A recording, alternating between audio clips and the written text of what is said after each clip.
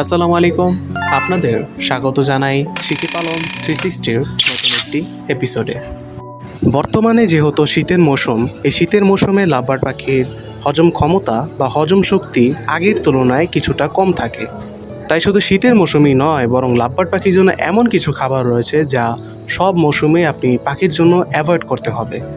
তাই সেই নিষিদ্ধ খাবারগুলো কি কি, চলুন জেনে নিই। বিভিন্ন রকম পাখি পালন সম্পর্কে নতুন নতুন ধারণা পেতে আমাদের এই চ্যানেলটিকে সাবস্ক্রাইব করে রাখুন।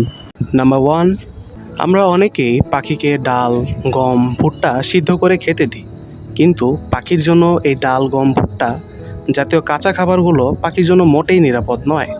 বিশেষ করে কাঁচা ডালে প্রাকৃতিক টক্সিন পাওয়া যায়, যা পাখির জন্য মৃত্যু ঝুঁকি আনতে পারে। তবে আপনি যদি ভালোভাবে সিদ্ধ করে খাওয়ান তাহলে সেটি নিরাপদ, তখন আপনি পাখিকে সেগুলো খেতে দিতে পারেন।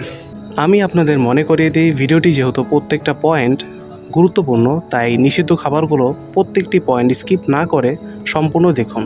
নাম্বার 2,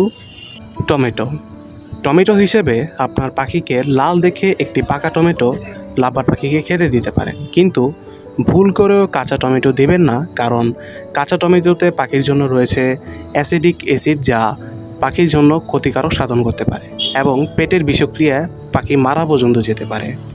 নাম্বার 3, ডাঁটা শাক। আমাদের বাঙালিদের একটি কমন শাক জাতীয় খাদ্য হচ্ছে ডাঁটা শাক, কিন্তু এই ডাঁটা শাক আপনার পাখিকে খেতে দেওয়া যাবে না, কারণ অতিরিক্ত ডাঁটা শাক যদি আপনার পাখি খেয়ে ফেলে সেক্ষেত্রে পাখির লোহিত রক্তকণিকা ভেঙে যেতে পারে। চকলেট। ঘরের ছোট বাচ্চারা বা অনেক বড়রাও অনেক সময় পাখিকে চকলেট খেতে দিতে পারেন, কিন্তু যেটি আপনার পাখির জন্য সব থেকে বড় ভুল হিসেবে গণ্য হবে, কারণ চকলেটে অতিরিক্ত কেমিক্যাল থাকায় পাখির লিভার পর্যন্ত নষ্ট করে দিতে পারে। তাই চকলেট আপনার পাখির জন্য মৃত্যু ঝুঁকি আনতে সক্ষম। চকলেট জাতীয় খাবারগুলোকে আপনার পাখি থেকে যথাসম্ভব বিরত রাখবেন। লেবু বা মাল্টা জাতীয় ফল।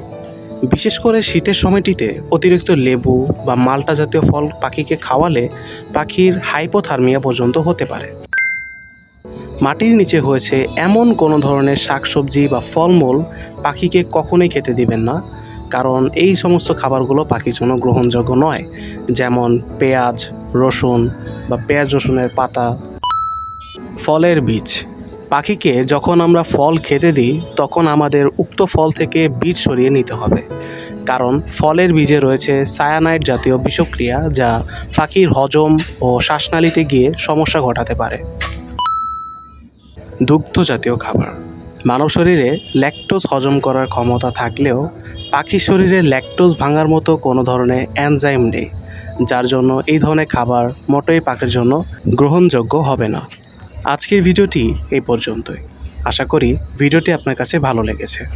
যদি ভিডিওটি আপনার কাছে উপকৃত বলে মনে হয় এবং এমন ধরনের আরও পাখি পালন সম্পর্কে ভিডিও পেতে চান, তাহলে শিখি পালন 360 ইউটিউব চ্যানেলটিকে একটি সাবস্ক্রাইব করে আমাদের পাশে থাকবেন।